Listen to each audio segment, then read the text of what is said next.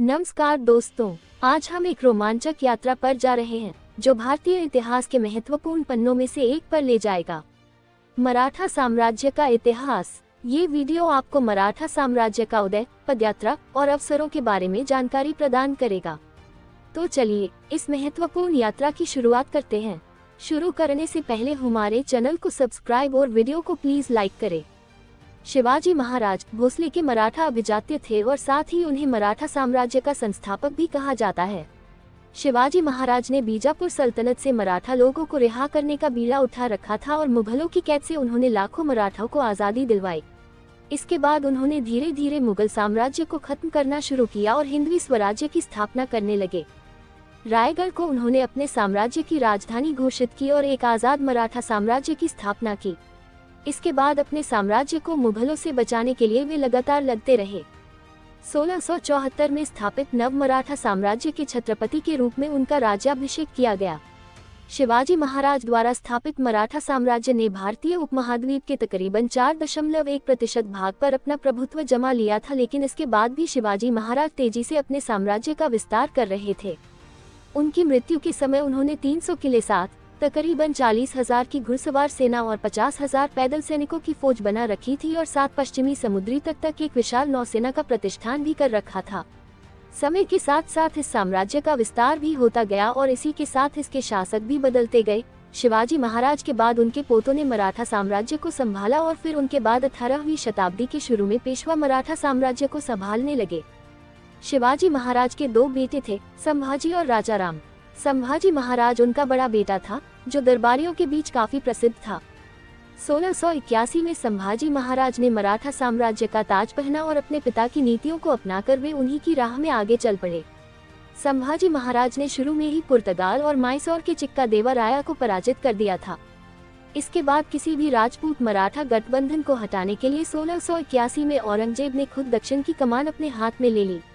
अपने महान दरबार और 50,000 की विशाल सेना के साथ उन्होंने मराठा साम्राज्य के विस्तार की शुरुआत की और बीजापुर और गोलकोंडा की सल्तनत पर भी मराठा साम्राज्य का ध्वज लहराया।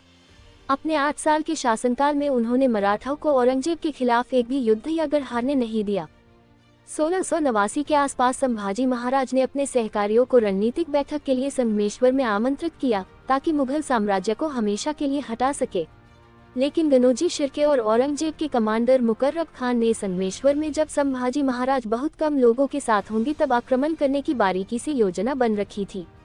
इससे पहले औरंगजेब कभी भी संभाजी महाराज को पकड़ने में सफल नहीं हुआ था, लेकिन इस बार अंततः उसे सफलता मिल ही गई और 1 फरवरी 1689 को उन्होंने संगमेश्वर में आक्रमण कर मुगल सेना ने संभाजी महाराज को कैदी बना लिया।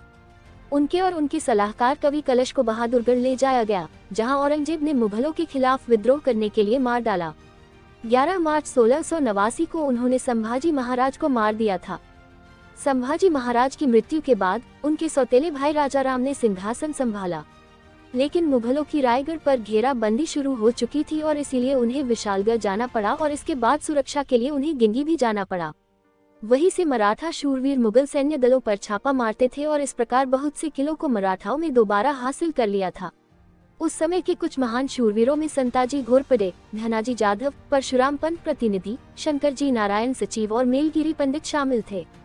1697 में राजाराम ने औरंगजेब को युद्धविराम की संधि भी दी थी, लेकिन औरंगजेब ने इनकार कर दिया। 1700 में सिन्हेगढ़ किले में राजाराम की मृत्यु हो गई। उनकी विधवा ताराबाई अब साम्राज्य को अपने बेटे रामराज शिवाजी द्वितीय के नाम पर चला रही थी। उन्होंने ही कुछ समय तक मुगलों के खिलाफ मराठा साम्राज्य की कमान संभाली और 1705 से उन्होंने नर्मदा नदी भी पार कर दी और मालवा में प्रवेश कर लिया ताकि मुगल साम्राज्य पर अपना प्रभुत्व जमा सके। 1707 में औरंगजेब की मृत्यु के बाद संभाजी महाराज के बेटे शिवाजी के पोते को मराठा साम्राज्य के नए शासक बहादुर शाह प्रथम को रिहा कर दिया, लेकिन उन्हें इस परिस्थिति में ही रिहा किया गया था कि वे मुगल कानून का पालन करेंगे। रिहा होते ही शाहू ने तुरंत मराठा सिंहासन की मांग की और अपनी चाची ताराबाई और उनके बेटे को चुनौती दी। इसके चलते एक और मुगल मराठा युद्ध की शुरुआत हो गई। तभी 1707 में सतारा और कोल्हापुर राज्य की स्थापना की गई, क्योंकि उत्तराधिकारी के चलते मराठा साम्राज्य में ही वाद विवाद होने लगे थे। लेकिन अंत में शाहू को ही मराठा साम्राज्य का नया छत्रपति बनाया गया। लेकिन उनकी माता अभी भी मुगलों के ही कब्जे में थी। लेकिन अंततः जब मराठा साम्राज्य पूरी तरह से सशक्त हो गया तब शाहू अपनी मां को भी रिहा करने में सफल हुए। इसके बाद शाहू ने बालाजी विश्वनाथ को नए पेशवा के रूप में नियुक्त किया। शाहू के शासनकाल में रघुजी भोसले ने पूर्व वर्तमान बंगाल में मराठा साम्राज्य का विस्तार किया। सेनापति धाबड़े ने पश्चिम में विस्तार किया। पेशवा बाजीराव और उनके 3 मुख्य पवार धार होलकर इंदौर और सिंधिया ग्वालियर ने उत्तर में विस्तार किया। ये सभी राज्य उस समय मराठा साम्राज्य का ही हिस्सा थे। पेशवा युग, इस युग में पेशवा चित्पावन परिवार से संबंध रखते थे, जो मराठा सेनाओं का नियंत्रण करते थे और बाद में वही मराठा साम्राज्य के शासक बने। अपने शासनकाल में पेशवाओं ने भारतीय उपमहाद्वीप के ज्यादातर भागों पर अपना प्रभुत्व बनाए रखा था। बालाजी विश्वनाथ, 1713 में शाहू ने पेशवा बालाजी विश्वनाथ की नियुक्ति की थी। उसी समय से पेशवा का कार्यालय ही सुप्रीम बन गया और शाहू जी महाराज मुख्य व्यक्ति बने। उनकी पहली सबसे बड़ी उपलब्धि 1714 में कान्होजी अंग्रे के साथ लानावल की संधि का समापन करना थी, जो कि पश्चिमी समुद्र तट के सबसे शक्तिशाली नौसेना मुखिया में से एक थे। बाद में वे मराठा में ही शामिल हो गए। 1719 में मराठाओं की सेना ने दिल्ली पर हल्ला बोला और डेक्कन के मुगल गवर्नर सईद हुसैन हाली के मुगल साम्राज्य को परास्त किया। तभी उस समय पहली बार मुगल साम्राज्य को अपनी कमजोर ताकत का एहसास हुआ। बाजीराव प्रथम, अप्रैल 1720 में बालाजी विश्वनाथ की मृत्यु के बाद उनके बेटे बाजीराव प्रथम की नियुक्ति शाहू ने पेशवा के रूप में की। बाजीराव ने मराठा साम्राज्य के विस्तार को भारतीय उपमहाद्वीप में 3% से 30% तक पहुंचाया। अप्रैल 1740 तक अपनी मृत्यु से पहले उन्होंने कुल 41 युद्ध में लड़ाई की और उनमें से वे एक भी युद्ध नहीं हारे। 28 फरवरी 1728 को महाराष्ट्र के नासिक शहर के पालखेत गांव में जमीन को लेकर बाजीराव प्रथम और कमर उद्दीन खान और हैदराबाद के असफजाह प्रथम के बीच युद्ध हुआ था, जिसमें मराठाओं ने निजाम को पराजित कर दिया। इस युद्ध में बाजीराव प्रथम ने सैन्य रणनीति का एक उत्तम नजराना पेश किया था। 1737 में बाजीराव प्रथम के नेतृत्व में मराठाओं ने दिल्ली के उपनगरों पर दिल्ली के युद्ध में बमवर्षा की और छापा मारा। मराठाओं के आक्रमण से मुगलों को बचाने के लिए निजाम से डेक्कन छोड़ दिया, लेकिन फिर भी बुरी तरह से भोपाल के युद्ध में पराजित हुआ। मुगलों ने इस युद्ध में मराठाओं के सामने पूरी तरह से घुटने टेक दिए थे और इसी के चलते मराठाओं ने मालवा से संधि करके उन्हें राज्य सौंप दिया। इसके बाद वसई का युद्ध मराठा और पुर्तगाली शासक के बीच हुआ। ये गांव मुंबई के उत्तर में 50 किलोमीटर की दूरी पर आता है। इस युद्ध का नेतृत्व बाजीराव के भाई चिमाजी अप्पा ने किया था। इस युद्ध में मराठाओं की विजय बाजीराव के लिए काफी महत्वपूर्ण साबित हुई। बालाजी बाजीराव, बाजीराव का बेटा बालाजी बाजीराव नाना साहेब की नियुक्ति शाहू जी महाराज ने दूसरे दरबारियों के विरोध के बावजूद अगले पेशवा के रूप में की। 1740 में मराठा सेना अर्काट में आई और उन्होंने अर्काट के नवाब दोस्त अली को दमलचेरी में पराजित किया। इस युद्ध में उनके कई महत्वपूर्ण लोगों को अपनी जान गंवानी पड़ी। शुरू में ही विशाल सफलता हासिल करने से मराठा साम्राज्य दक्षिण में भी तेजी से फैल रहा था। दमलचेरी से मराठा अर्काट की तरफ गए, जहां बिना कुछ किए ही आसानी से उन्होंने मराठा साम्राज्य का विस्तार किया। इसके बाद दिसंबर 1740 को रघुजी ने त्रिचिनोपोली पर आक्रमण किया। अंत में कैदी बनाने के बाद चंदा साहेब और उनके बेटे को नागपुर, कर्नाटक के सफल अभियान के बाद त्रिचिनोपोली का युद्ध करके रघुजी भी कर्नाटक से वापस आ गए थे। इसके बाद 1741 से 1748 तक उन्होंने बंगाल में 6 अभियान चलाए, जिसके चलते रघुजी उड़ीसा को भी अपने साम्राज्य में शामिल करने में सफल हुए और धीरे धीरे मराठा साम्राज्य ने उड़ीसा, बंगाल और बिहार पर भी अपना प्रभुत्व जमा लिया। इसके बाद 1751 में बंगाल के नवाब ने रघुजी के साथ शांति का सौदा कर लिया और वार्षिक रूप से उन्हें 1.2 मिलियन रुपये देने का दावा भी किया। इसी समय में राजपुताना शासक भी मराठा साम्राज्य के प्रभुत्व में आ चुके थे। पानीपत का तीसरा युद्ध 1759 में सदाशिवराव भाव के नेतृत्व में मराठाओं ने उत्तर भारत में अफगान की वापसी के जवाब में अपनी विशाल सेना उत्तर की तरफ भेजी। भाव की सेना को दूसरे मराठा शासकों को सेना जैसे होलकर, सिंधिया, गायकवाड़ और गोविंद पंत बुंदेली की सेनाओं की वजह से और ज्यादा बल मिला। इस तरह मराठाओं ने कुल 1 लाख सैनिकों की विशाल सेना बना रखी थी, ताकि वे दिल्ली की मुगल सल्तनत को दोबारा हासिल कर सके। पहले भी कई बार हो चुके आक्रमणों की वजह से दिल्ली काफी प्रभावित हो चुकी थी। इस युद्ध में मराठाओं ने पेशवा के बेटे विश्वासराव को मुगल सिंहासन पर बिठाने की योजना बना रखी थी। इसके बाद 1760 में निजाम को पराजित करने के बाद मराठा सैनिकों की ताकत तो और भी बढ़ गई थी और उनका साम्राज्य भी 28 लाख किलोमीटर एकड़ तक फैल चुका था। उस समय औध के अहमद शाह दुर्रानी ने मराठाओं को दिल्ली से निकालने में सहायता की।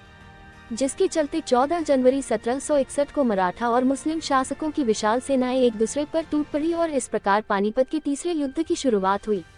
इस युद्ध में मराठाओं को हार का सामना करना पड़ा, जिसके चलते उनके साम्राज्य के विस्तार में रुकावट आ गई थी। इसके बाद जाट और राजपूत भी मराठाओं की सहायता नहीं करते थे। इस परिणाम के बाद बहुत से शासकों ने मराठाओं की सहायता करने से इनकार कर दिया था। इतिहासकारों ने भी मराठाओं की काफी आलोचना की थी। एक समय जहां मुस्लिम शासक अब जात के नाम पर एक हो रहे थे, वहीं इस समय हिंदू शासक एक दूसरे से अलग होने लगे थे। इसके बाद मराठाओं ने भी जाट और राजपूतों पर कड़वे शब्दों का प्रहार किया और इसके चलते दोनों के बीच तनाव की स्थिति उत्पन्न हुई। इसके बाद भरतपुर के राजा सूरजमल ने भी मराठाओं का त्याग किया और कुछ राजपूत शासकों ने तो मराठा सेनाओं से भी अपने सैनिकों को निकाल दिया था। इन सभी परिस्थितियों के चलते भाव की सेना काफी कमजोर पड़ चुकी थी। पेशवा माधवराव प्रथम मराठा साम्राज्य के चौथे पेशवा थे। उनके शासनकाल में मराठा साम्राज्य का पुनर्गठन किया जा रहा था। मराठा साम्राज्य में उन्होंने एकीकृत सेना की तरह काम किया और निजाम को पराजित करने के लिए दक्षिण की तरफ चल दिए। उन्होंने अपने मुख्य शूरवीर जैसे भोसले, सिंधिया और होलकर को उत्तर में मराठा साम्राज्य के विस्तार के लिए भेजा, जहां उन्होंने 1770 के शुरू में ही मराठा साम्राज्य का पुनर्गठन और विस्तार कर लिया था। मराठा साम्राज्य विस्तार की चरम सीमा पर था। उन्होंने भारतीय उपमहाद्वीप के बहुत से भागों पर अपना प्रभुत्व जमा लिया था। बहुत से क्षेत्रों को हासिल करने के अलावा मराठाओं ने बहुत सी सहायक नदियों को भी जोड़ रखा था, जिनसे उन्हें काफी आय भी हुआ करती थी। मराठा साम्राज्य ने हैदर अली और टीपू सुल्तान की मैसूर सल्तनत, औध के नवाब, बंगाल के नवाब, हैदराबाद के निजाम और अर्काट के नवाब को पराजित किया। चौथकर के रूप में मराठाओं को दिल्ली, औध, बंगाल, बिहार, उड़ीसा, पंजाब, हैदराबाद, मैसूर, उत्तर प्रदेश और राजपूत से पैसा मिलता था। 1752 में औध के नवाब सफदरजंग ने मराठाओं से प्रार्थना की थी कि वे अफगानी रोहिला को हराने में उनकी मदद करें। इसके बाद 1752 में मराठी सेना ने अफगान रोहिला को पराजित करने के लिए पुणे छोड़ दिया और पूरे रोहिलखंड, वर्तमान उत्तर पूर्वी उत्तराखंड पर अपना प्रभुत्व जमा लिया। 1752 में मराठाओं ने बहुत से मुगल शासकों के साथ दोस्ती कर एक संधि भी स्थापित की थी, जिसमें मुख्य रूप से वजीर और सफदरजंग शामिल थे। लेकिन बदले में ये दोनों मराठाओं को पंजाब और सिंध से जमा की हुई चौथ कर देते थे और साथ ही उन्होंने मराठाओं को अजमेर और आगरा की सूबेदारी भी दे रखी थी। इसके बाद 1758 में मराठाओं ने उत्तर पश्चिम में अपने साम्राज्य का विस्तार करने की शुरुआत की और अपनी सीमा को अफगानिस्तान से फैलाया। उन्होंने आसानी से अहमद शाह अब्दाली की अफगान सेना को पराजित कर दिया। उस समय अफगान की सेना में तकरीबन 25,000 से 30,000 सैनिक थे, जिनमें अहमद शाह दुर्रानी का बेटा तिमूर शाह भी था, जो सेना का नेतृत्व कर रहा था। मराठाओं ने इसके बाद बहुत से अफगान साम्राज्यों को लूटा और वहां अपना प्रभुत्व जमाया। इनमें मुख्य रूप से लाहौर, मुल्तान, डेरा गाजी खान, पेशावर और पंजाब शामिल है। संघीय युग में महदजी सिंधिया ने मराठा साम्राज्य का पुनर्गठन भारत के उत्तरी भाग में किया, जिसे उन्होंने पानीपत के तीसरे युद्ध के बाद खो दिया था।